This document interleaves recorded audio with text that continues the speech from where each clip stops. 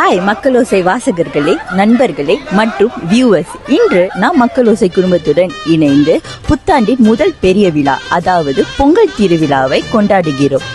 உண்மையில் பொங்கல் திருவிழா ஜனவரி 14ஆம் தேதி இருந்தாலும் நாம் நமது குடும்பத்துடன் இணைந்து கொண்டாடுவோம். அதனால் இன்று நாம் மக்களோசை குடும்பத்துடன் இணைந்து கொண்டாடுகிறோம்.